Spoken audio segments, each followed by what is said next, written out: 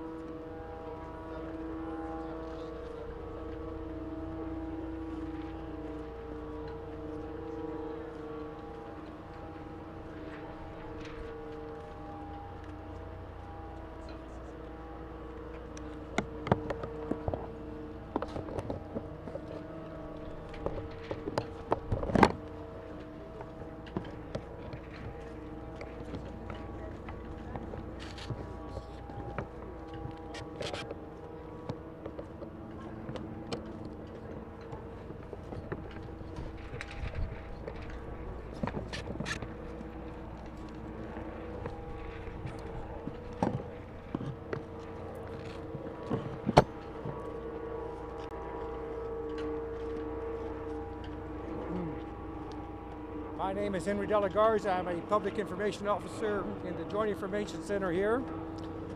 I want to thank you for your patience and waiting for us. Welcome to today's afternoon media briefing. We will be presenting an update on our response operations. We will be presenting remarks in English and in Spanish. We will be hearing from Alice Richardson, our spokesperson, David Wascombe, who is our VP of Terminal Operations, and Ray Russell with the Channel Industries Mutual Aid, CIMA. We will begin with some remarks from our spokesperson, then we will open the floor to your questions. The Because of ongoing operations, we will be available for 15 minutes. We want to allow time for everyone's questions. We will take one question at a time, moving from right to left. We ask that you please silence all cell phones so we don't have any interruptions. After the briefing, our team of certified FEMA PIOs will be available to assist you with any further questions or any needs. Here now is our spokesperson. Excuse us one moment, please. Again, thank you for your patience. Thank you for your patience.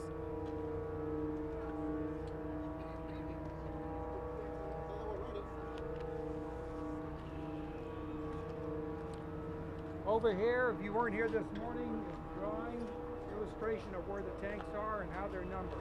If you were not here this morning, that is for your reference. We will be referencing that material. Here now is Alice Richardson. Thank you. Good afternoon, everyone. I apologize again, as I did in the morning release, that we're running late. But this is a very dynamic environment, and we are trying very difficult. We are trying very diligently to try to get the most accurate, up to the moment information to each of you. So our press release is not yet written because it keeps changing. So I'm just going to read a few notes to each of you, and I'm going to keep my comments very brief this afternoon. First, I'd like to make introductions. As y'all know, I'm Alice, and I see some familiar faces, and I appreciate each and every one of y'all coming to these press releases to get the most accurate information out to our communities. I'd also like to recognize two very special people to me and to the communities. It is Jesse, right here, and Rafa. They are two of the gentlemen who have been fighting the fire since it started. They have done a heroic job. They have been diligently doing all kinds of activities and trying to not only save our tank farms, but to save any despair to the communities. Thank y'all. I'd also like to introduce David Wascom, our Senior VP of Operations, Ray Russell, our SEMA specialist, and Lucia Navarro, right here, our Spanish, and also Ryan Sutton, the commissioner with the Texas Railroad Commission of Texas. Oh, sorry. Oh, and Mayor Mouton of Deer Park, who takes care of us. Thank you. I want to start with a correction. This morning we reported that a fire pump failed. We no longer believe that this is the case. We greatly appreciate the continued support from the team that has provided these resources to us. We are investigating the cause of the lower water pressure that we reported this morning. I'd like to give you a brief tank report. We have 8 tanks on fire right now. We have 80-2, 80-3, 80-4, 80-5, 80-6, 80-7, 80-8, and 80-11. We have 7 tanks not on fire. 80-1, 80-9, 80-10, 80-12, 80-13, 80-14, and 80-15. We continue to fight the fire with foam and water. We continue to bring in the required resources to get the job done. Our specialty firefighting team from Louisiana has arrived this morning, and they are up and running. We will not hesitate to bring in additional resources as needed. Many of you may have heard our judge speak this morning. She had a press release around noon. We appreciate the ongoing support of all of our elected and appointed officials who are working closely with us. The next briefing is scheduled for 10 a.m. right here. And I'd also like to ask Mayor Mouton to speak for a few moments. Thank you. As most of you know, I was at the press conference earlier today at noon at Harris County Emergency Management, and I know there was a number of questions and concerns. Before I get into that, I want to do as I've done the last few days and thank the responders for the hard work that they're doing out at the incident scene. And I would ask each of y'all to spread through the community that we should all be praying for our first responders as they deal with a very dangerous situation. So some of the concerns that have been addressed, not only to me for as a perspective of the community of Deer Park, but at the press conference earlier today, dealt with a number of things regarding to ITC and what role they're playing, and are they doing everything they can, and how are things progressing at the incident scene. For me, at that point, I left and went to the incident scene. I had Commissioner of the Railroad, Ryan, sitting with me. We went and met with the incidents commander and asked some questions in regards to how it's going. Are you getting the resources that you need?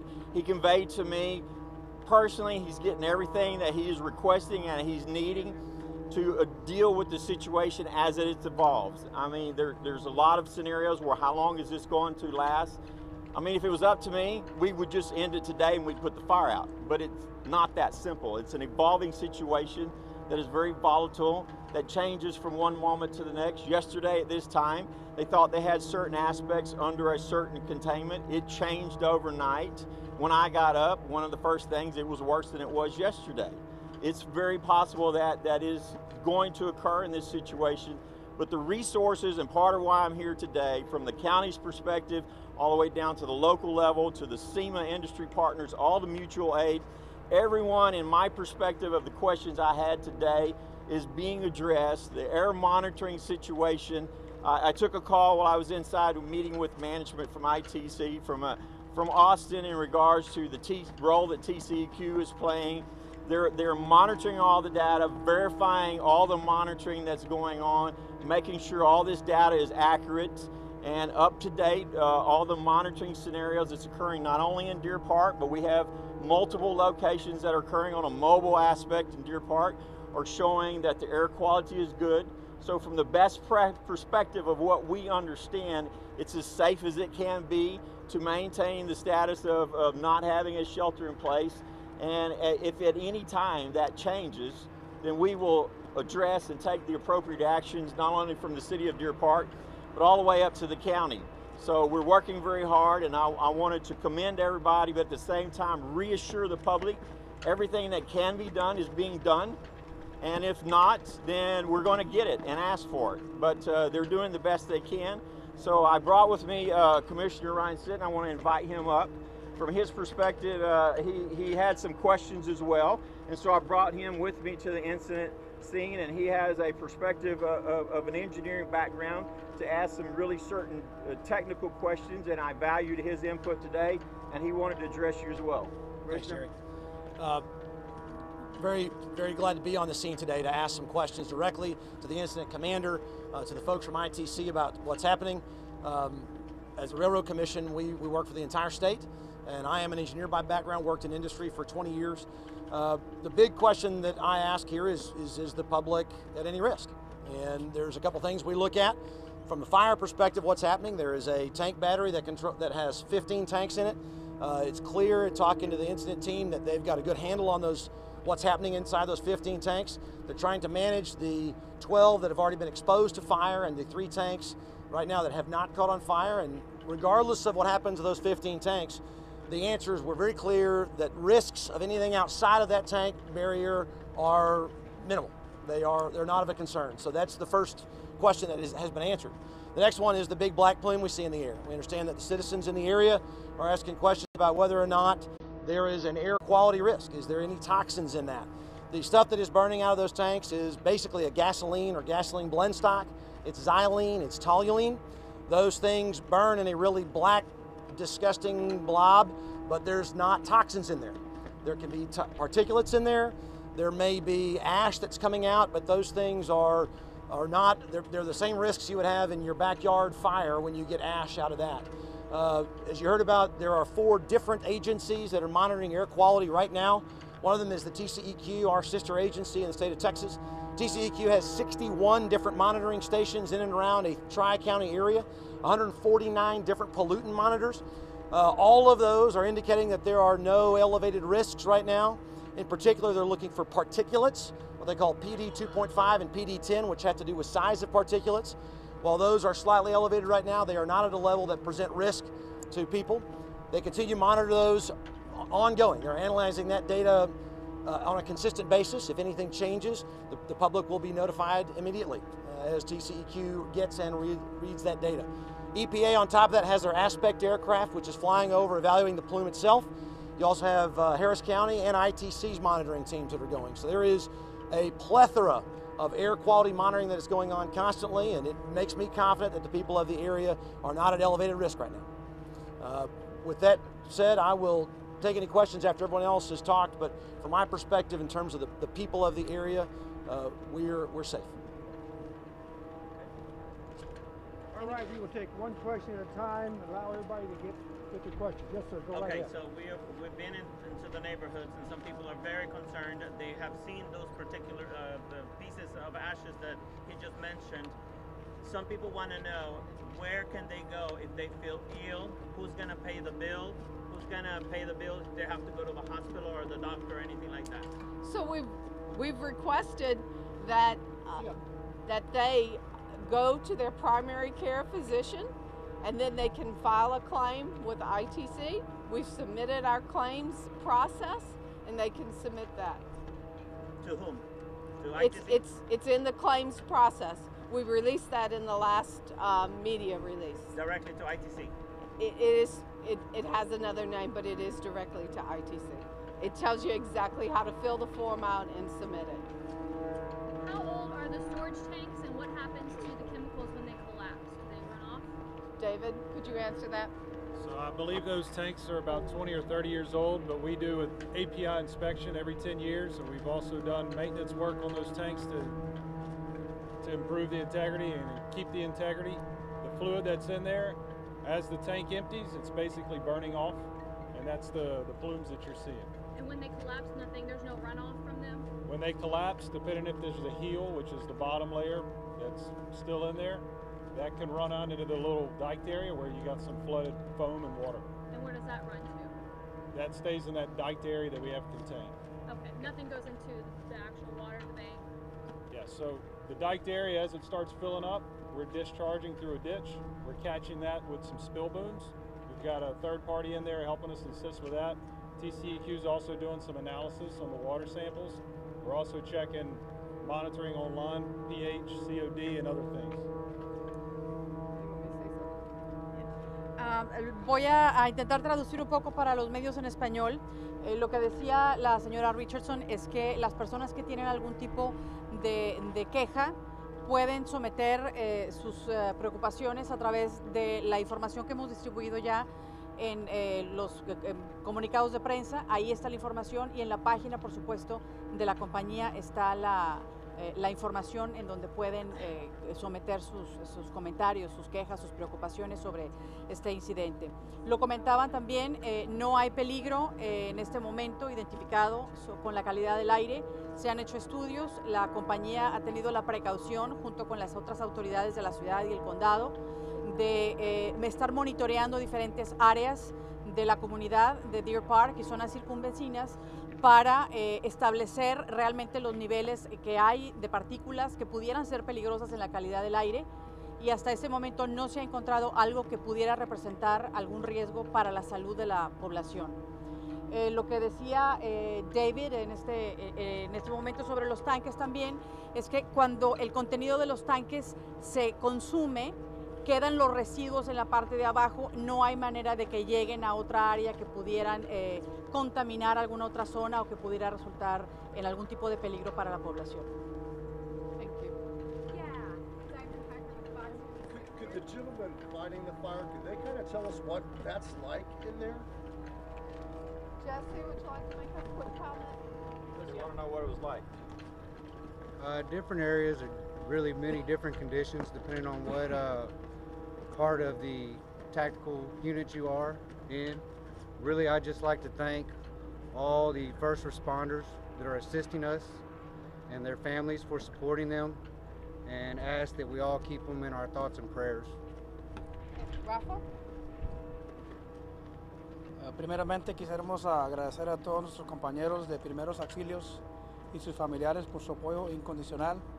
Les pedimos que nos mantengan en sus oraciones. Por favor, todas sus preguntas referidas a la señora Richardson. Muchas gracias. I keep talking about this as being an evolving situation where one day you have the situation better, the next day you're having some setbacks.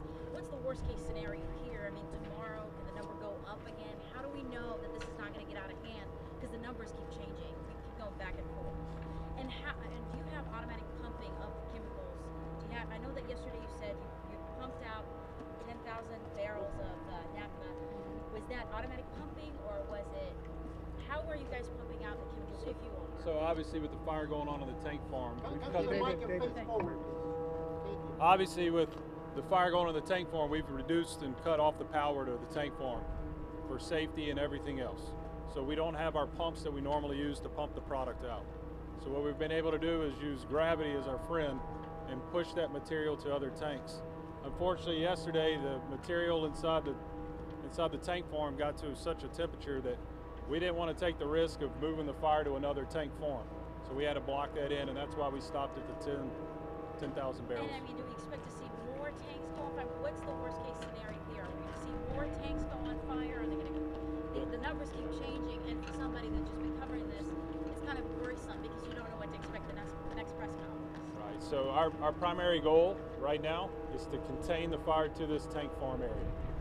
In that process, with wind and the way the directions shift, that could set off another tank, which is kind of the issues we're seeing as of this morning. Ray may speak a little more in depth.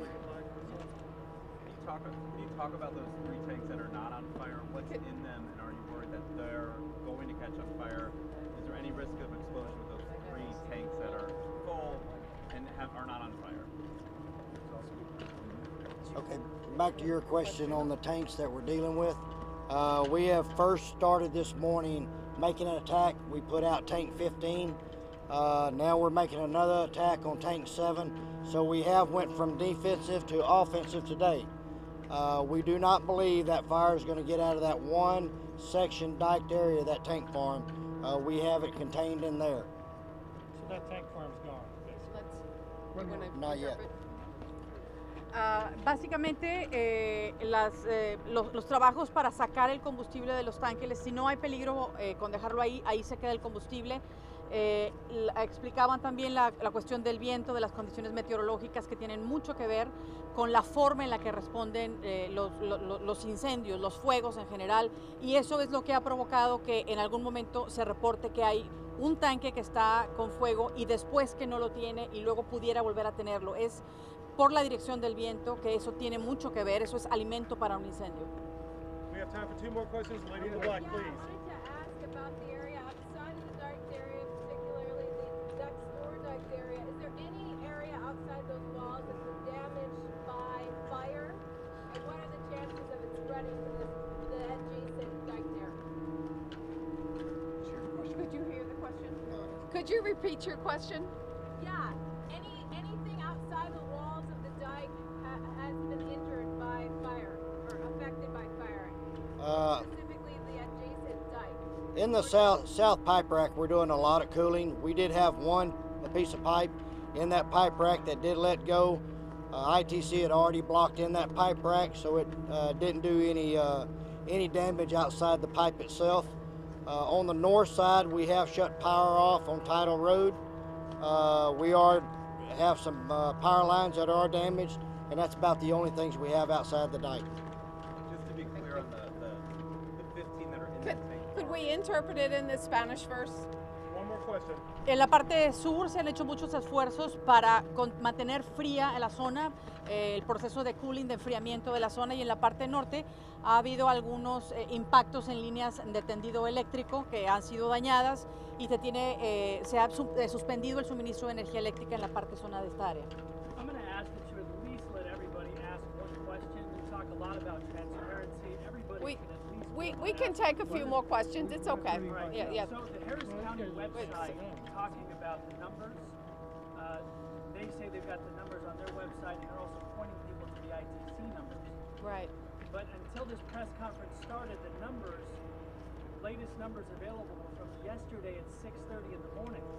It wasn't until this press conference was about to get started that new numbers were released, but they're from 6 o'clock this morning. Why are the numbers so behind? And if you guys are in charge of this, shouldn't the numbers be more up to date? So let me address that. So there's been some questions about that, and from my perspective as the mayor of the city of Deer Park, and I know Commissioner Sitton and I have discussed it and been talking all the way up to the governor's office about trying to increase how often these numbers are being put out and create a more efficient process. It's being worked out. From my perspective, I told they're going to start releasing them on the hour, every hour. I don't know when, I can't answer that, but I am asking them questions as well because of the concerns of not only in my community in Deer Park, but in this region about getting these numbers, validating these numbers. So I know TCEQ is working really hard to make sure the experts are looking at these numbers. It was stated to me on the phone call that I mentioned earlier, there's 4 different agencies that are out here doing the monitoring, and all the numbers across the board from all the separate agencies are matching the same. And so the same type of information is being confirmed to me from Harris County Emergency Management in that situation. But if I could ask you to come back up here, there was some perceptions that was dealt with at the press conference earlier today, and I keep mentioning mutual aid and the scenario of how this incident's being occurred. When I went to the incident, there was a long line of emergency vehicles that were out there and a whole lot of people. I want to make sure we understand and clarify really quick, what is the mutual aid, what is SEMA, who you work for. You're not an ITC representative, is that correct? That's correct. Okay, and so you are a SEMA specialist that is on this scene as a mutual aid, and most of the people that are fighting this fire, outside of the expertise of ITC providing the technical aspects of what goes where, most of the firefighting capacity is being done by experts in a mutual aid capacity. We've got Deer Park firefighters. Most of the local cities have contributing fire departments. But run through the list really quick off the top of your head of what that means and who all is out here fighting this fire. Okay, I'll start off by saying ITC is the incident commander, and they have been there the whole time, and they are in charge. They have a lot of expertise and a lot of equipment. We've brought in all folks on the ship channel, which are members of SEMA, that's Channel Industries Mutual Aid. We've asked for help from the Freeport area. We've asked for help from the Texas City Mutual Aid. We've got Sabine Natchez Mutual Aid sending us equipment.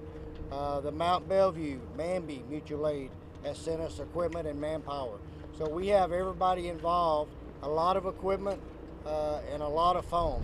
We've already used 137,000 gallons of foam, and we probably plan to use a lot more than that. Like I said, we went offensive now, so we're going to use a lot more foam and try to get the rest of these fires out today. So did he answer the question? No, it didn't. Thank you for that list. But if ITC could answer why the numbers are not available, why they're so delayed. On the air monitoring? And if they will be available every hour at some point, when will that be? I can assure you, just to answer your question, I will get back to you and have it released. We will get them questions answered if you can't answer it directly in regards to making sure. Okay, well, So the process takes time. By the time we get the data and get it approved, it takes time. And that's all I can say. We're not sitting on it, hiding it. We're not trying not to disclose it, but it has to be approved through all the agencies that are involved. And it just takes a little time. Can you tell who the agencies are that are having to prove this information? Thank you. When an air quality monitor is, everything is monitored. I mentioned there's 61 monitors in the area. There's your train.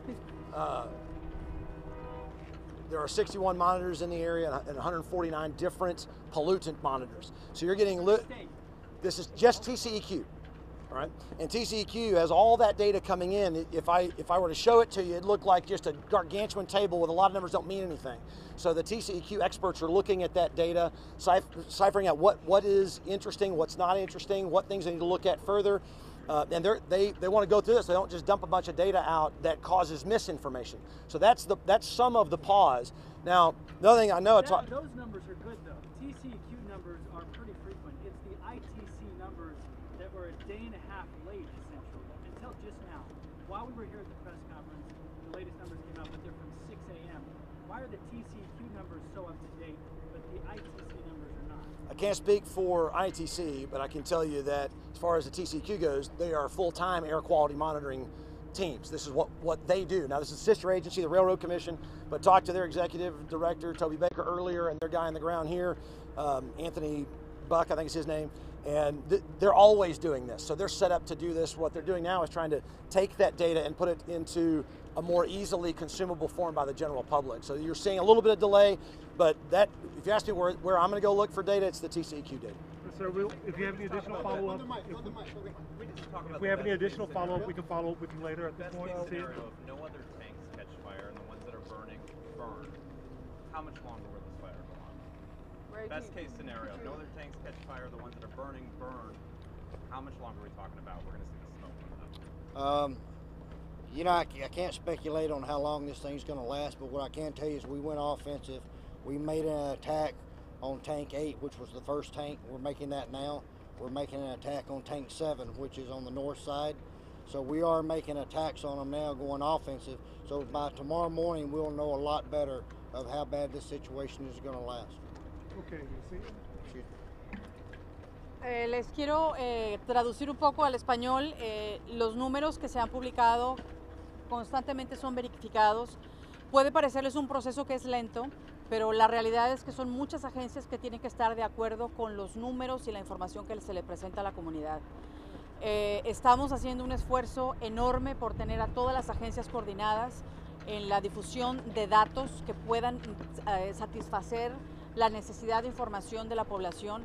Se comprende la angustia o las dudas que puedan tener, pero les puedo asegurar que se está haciendo todo el esfuerzo por, a la brevedad posible, publicar los datos tanto en sitios de internet como proporcionárselos a ustedes, los miembros de la prensa, para que puedan difundirlos a través de los respectivos medios de comunicación. Lucía, ¿pudieras decir lo que dijo la portavoz al principio de los contenedores que se encuentran todavía ardiendo, pero en español? Sí, cómo no. En este momento tenemos todavía varios tanques que están con fuego. Les puedo hablar del tanque número 80-2, 80-3, 80-4, 80-5, 80-6, 80-7, 80-8, 80-10. Son 8 tanques que en este momento todavía están con fuego. Hay 7 tanques que en este momento no están con fuego. Son los tanques 80-1, 80-9, 80-12, 80-13, 80-14, 80-15 y el 80-11. Ese es el último que se nos reportó que no tenía fuego. Les reitero, los números pueden estar cambiando, puede parecerles que en algún momento algún tanque tiene fuego y en otro momento no lo tiene, pero es por las mismas condiciones de esta emergencia que pueden variar los contenedores que tengan fuego en algún momento en particular o que dejen de tenerlo. ¿Cuántos tanques están a un lado? Es importante, estamos transmitiendo en vivo. ¿Cuántos tanques hay a un lado que pudieran ser propensos a... How many tanks are on the side that may be in risk of getting fire? How many more tanks are on the side of the scene that can... Can we take that question down and we'll get back with you? If somebody could get it. I just want to thank all of y'all, but this is a dynamic situation and we will get that question afterwards. Okay, We will I get back know. in contact with you. Will you? That's not a question, she said it earlier though. Okay, could you just they can get with you right after and we'll write it down. I just want to thank you all for coming out here. I thank you for your support. I thank you for getting accurate information out to the communities and to all of our family members. And we'll be back here at 10 a.m. tomorrow morning with a better press release. Thank you. One more thing, if you have an email address where we can send you the latest press releases, please give them to me, and I will make sure that you get it. ¿Qué pasa si llueve? ¿Qué pasa si llueve?